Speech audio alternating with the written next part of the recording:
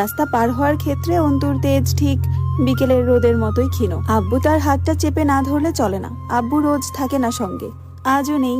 এক পথিক চাচার পিছনে দ্রুত রাস্তাটা পার হয়ে রিক্সা ধরলো। শীতের রোদ, তবুও খাড়া দুপুরে রোদ করা।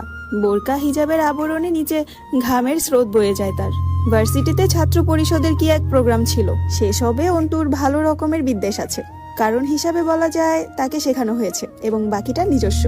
অন্তুর ধারণা ছাত্রলীগ, যাদেরকে দেশের সংখ্যাগরিষ্ঠ অগ্রদূতের নাম দেওয়া হয়েছে, তারা মূলত পঙ্গপাল।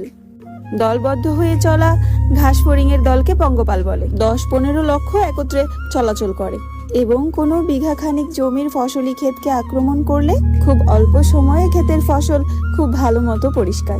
এক শ্রেণীর লোক অবশ্য এই ক্ষেত পরিষ্কার করাকে বরবাদ করাও বলবে। তাদের কথা কানে নেওয়া উচিত না। ক্ষেতের ফসল উদ্ভিদের জন্য ভারী। উদ্ভিদকে স্বস্তি দিতেই হয়তো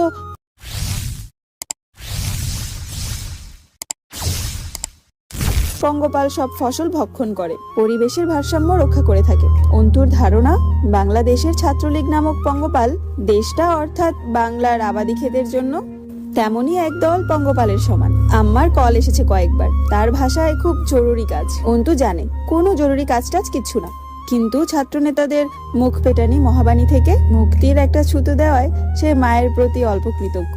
দুপুরের ঝাঁঝালো রোদে ক্লাস শেষে বাড়ি ফিরে সে অবশ্য একটি কাজ পেল। তাকে দেখতে আসা হয়েছে।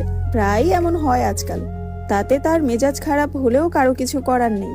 এটা নিয়ম, মেয়ে যুবতী হলে দেখতে আসা হবে। কিন্তু সমস্যা অন্তুর অন্য কোথাও।